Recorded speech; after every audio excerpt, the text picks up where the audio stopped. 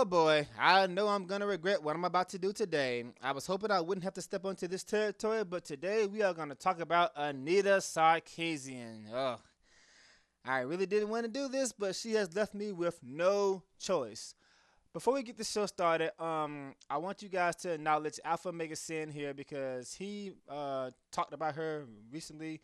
Apparently, she's making a move with the United Nations along with a chick called what's her name? Zoe. What's that bitch name? Zoe Quinn. He knows far more about this stuff than I do, so make sure that you check out his video.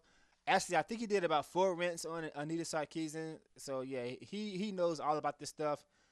And I'm gonna give her my 2 cents right now. I'm not as good as Alphaomehasin, but here we go. There's a reason why nobody likes this woman. She is a fucking fraud. And she nitpicks at little things that she finds offensive in these video games that she probably hasn't even played in her entire life and doesn't know a goddamn thing about them. Let me show you exactly what I'm talking about here. Entitlement to women is made even more explicit in many versions of Double Dragon. At the end of the game, after the final boss has been defeated and the damsel in distress saved, Player 1 and Player 2 must fight each other over who gets to have Marion, and with her, the smooch of victory.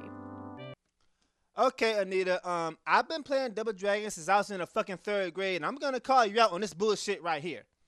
First of all, they don't have to fight each other. Jimmy can say, okay, Billy, you win. Now I'm gonna jump down this spike pit. Now, you don't need 2 players to play this game. You make it seem as if you have to play this game with 2 players. No, you can go through the entire game with 1 player if you're good enough. The reason why we use 2 players is because it's Billy against 1,000 other men. This game is hard as fuck. I think Billy needs a little help. Notice that Marion's desires are not part of the equation. She has no say in the matter. She simply fills the role of a trophy for whichever player is ultimately victorious. Stop. No, she's not a trophy. She's Billy's fucking girlfriend. There are so many women as reward-style Easter eggs in the Metal Gear Solid series that it would take several hours to go over them all. Metal Gear Solid is full of Easter eggs, not just women. I would say about half of the fucking game is Easter eggs, and most of them are not women. First released for the PlayStation in 1998 and then remade for the GameCube in 2004, Metal Gear Solid featured not 1 but 2 separate Easter eggs that allow players to see Meryl Silverberg in her underwear. The second of these Easter eggs requires players to follow Meryl into the ladies' room and interrupt her while she's changing. If this is done quickly enough, the next cutscene will play with Meryl in her underwear. Anyway, how did you recognize me in disguise? I never forget a lady. Okay, so Meryl is in her underwear and you found that offensive. Okay, you know what? You have a slight point there, except for one minor detail. That very same woman you're talking about right now, at the very beginning of the game, she beat a man into oblivion and stole all of his fucking clothes and left him butt naked with his ass cheeks showing. So Meryl is in her underwear, and yet there's another man with his butt cheeks showing, but we can't count that. Jumping ahead to the 4th game. Stop. Jumping ahead to the 4th game. Okay, why are we jumping ahead to the 4th game? Why not talk about the 2nd game? How about the time when Raiden was walking around butt naked, and when Olga walked in on him, and she punched him in his dick? But we can't count that. Why? Because he's a man. Brace yourself. Or did you even play these fucking games? Or did you just see that one thing about Meryl that you didn't like? These types of unlockable outfits can be especially pernicious since they often end up undermining women who are otherwise appropriately dressed for active or professional roles. The Resident Evil franchise has been particularly guilty of this over the years. Almost every major release in the series has included the women as reward trope. Okay, the Resident Evil series. I can't wait to hear this. Resident Evil is a bit unusual in that since its beginnings in the mid-90s, the franchise has featured a large number of playable female protagonists, most of whom are skilled zombie fighters and have impressive professional resumes, to say the least. Rebecca Chambers is a police officer and medic in the Special Tactics and Rescue Service. Players can dress her up in sexy nurse and cheerleader costumes. I really don't see anything too revealing and too offensive about this. And she's dressed up as a nurse because she is a nurse. Jill Valentine is a high-ranking special operations agent in the Bioterrorism Security Assessment Alliance, and also the Master of Unlocking.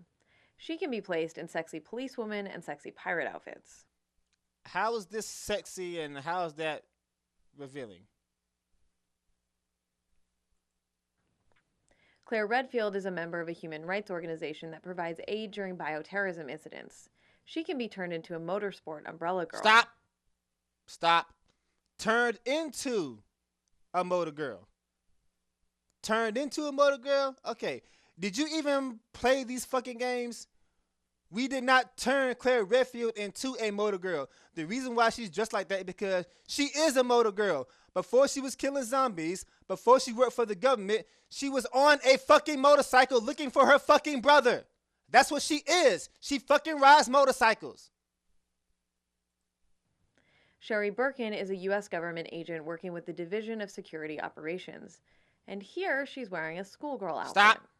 Again, did you play these fucking games, Anita? Okay, yes, she's in a schoolgirl outfit, but do you know why she's wearing that outfit? Because that's what she wore in fucking Resident Evil 2. That is her outfit from Resident Evil 2 when she was a little girl. Something that we fans know and that you don't know because you didn't even play the fucking game. Helena Harper is a Secret Service agent and a former member of the CIA. Her unlockable costumes include another sexy policewoman, complete with miniskirt and garter belt. Okay, and you seriously find this offensive. I don't see anything offensive about this. Shiva Alamar is an agent for the Bioterrorism Security Assessment Alliance, operating in the West African branch. The tribal print bikini outfit is especially disconcerting because it combines the sexualization of a female character with the racist tradition of exotifying women of color, particularly women of African ancestry. I think they were being pretty generous considering the fact that her ancestors didn't even wear a fucking bra. Shiva Alamar. Stop. Shiva Alamar. Let's hear that again. Shiva Alamar. Again, did you even play these games? No, you did not play these fucking games. You saw the picture, you got offended by it, and say, okay, what's that girl's name? Shiva. Okay, I don't like that. I'm going to talk about it. It's not Shiva, it's Sheva. You don't even know her fucking name. What did we do? Wish I could tell you. The latest game in the series, 2015's Resident Evil Revelations 2, continues this condescending tradition by offering DLC that puts Claire Redfield into a sexualized cowgirl outfit and forces Moira into whatever the hell this is supposed to be. The developers call it an urban ninja costume. Meanwhile, the male playable character Barry gets a gentleman's commandant alternative costume. So this proves without a shadow of a doubt that you are indeed paying attention to what the men are wearing and compare them to what the women are wearing. So I'm trying to see how you saw Meryl in her underwear, but you didn't see the butt-naked man who Meryl beat up into an oblivion. Oh, of course, as we all know, it's okay when it's a man that's butt-naked on the screen, but as soon as a woman so much as shows cleavage, oh, that's inappropriate. We got to take that down. Sometimes the women as reward trope takes the form of corporate-branded product placement. For instance, 2K Games officially partnered with Playboy to include 50 hidden magazines scattered throughout Mafia 2's open-world environment. Once found, each collectible opens to reveal vintage centerfolds from real 1950s Playboy issues. The discovered magazines are then stored in the game's inventory and are available to be perused at the player's whim. Okay, so let me see if I get this straight. You are using real pictures of real-life women in your own fucking video, which means you acknowledge the fact that this shit happens in real life. We are not making this up. The game developers are not making this up. The reason why it's in the game is because this shit happens in real life. Beginning with the third game, the Grand Theft Auto series allows players to buy sex from prostitutes. Get in the car. And rewards them by restoring their health meter. In Grand Theft Auto 5, players are given additional encouragement to solicit prostitutes in the form of an increase to their character's stamina rating. Again, we're not making this shit up. That shit happens in real life. There are real life women out there that will fuck us if we give them money. Trust me, I know. It really happens. There are far worse things happening in real life, things that can actually possibly affect you directly, and you worry about what's happening in a fucking video game, something that you don't even have to play? Anita, I'm not the smartest man in the world, but it does not take a rocket scientist to see that you are full of shit.